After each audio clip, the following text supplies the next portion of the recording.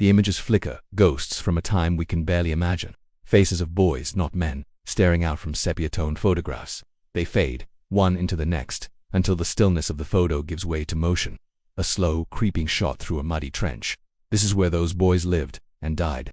Their uniforms, once crisp and proud, are now heavy with mud and rain. Their eyes, once bright with youthful dreams, are now hollow, tired. Hands tremble, not just from the cold, but from a fear that has seeped into their very bones. Among them is Thomas Hale. He's 19, a skinny kid with a face that should still be breaking into a grin over some boyhood mischief. Instead, he wears a nervous smile that doesn't quite reach his eyes. In his hand, he clutches a letter, folded and refolded so many times the creases are worn thin. It's a fragile link to a world that feels a universe away.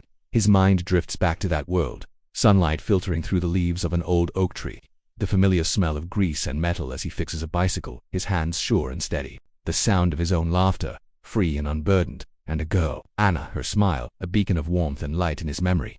It was a simple life, a good life, a life he took for granted. A sudden earth-shaking boom brings him crashing back to the present. The trench walls shudder, sending dirt raining down. Rain falls in a relentless, cold sheet, turning the floor into a thick, greedy mire that sucks at their boots. Rats, the only creatures thriving in this hellscape, scurry in the shadows. A chorus of coughs echoes down the line, a wet, rattling sound that speaks of sickness and damp. The air is heavy, claustrophobic, thick with the stench of mud, sweat, and despair. But even here, in the depths of hopelessness, flickers of humanity survive. Thomas huddles close to his friend Eli. Eli, barely older, with a cynicism that feels ancient, passes Thomas a hand-rolled cigarette. They share it in silence, the faint glow illuminating their faces. Eli cracks a weak joke, and Thomas manages a small, genuine smile. It's a fleeting moment, a shared understanding that needs no words. They are brothers, bound not by blood, but by this shared nightmare. They hide their terror behind these small rituals, these quiet glances, these fake smiles. Then, a shrill whistle cuts through the air, the signal. Time seems to stretch and warp.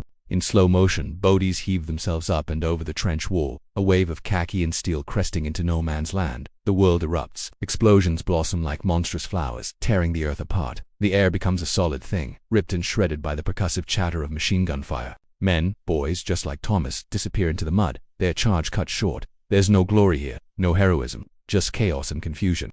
The camera stays low, grounded, stumbling through the carnage with Thomas. He runs, his feet slipping and sliding in the churned-up earth. The sounds of the battle are muffled, a deafening roar that rings in his ears. He looks for Eli, a frantic scan of the smoke-filled landscape. He sees him one moment, then nothing. Eli doesn't fall in a dramatic cinematic death. He is simply gone, swallowed by the smoke and the fury. The suddenness of his absence is more shocking than any scream.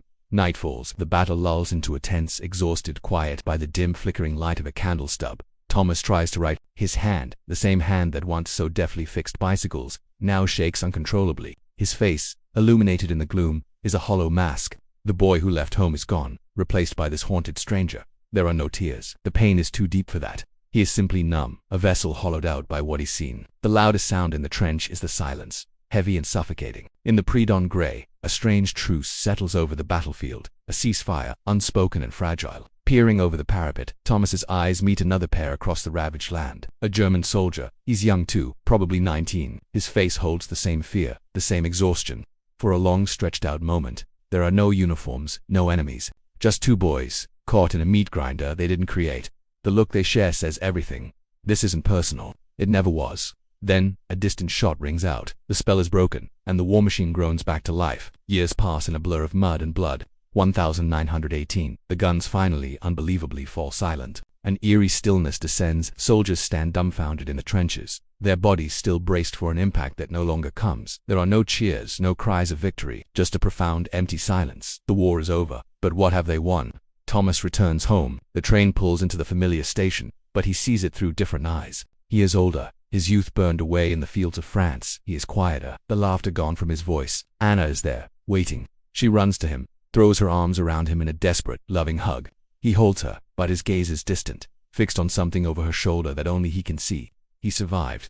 His body came home, but his soul remained behind, trapped in the mud and the memory. The final images linger. An abandoned helmet half buried in the earth, a pair of muddy boots, their owner long gone. An empty trench, slowly being reclaimed by weeds. And names, crudely carved into wooden crosses, rows upon rows of them, silent testaments to a generation lost. The war ended, but its echoes will haunt the silence for a long, long time. Thank you for watching. If you found this story meaningful, please like and subscribe for more content that explores the human side of history.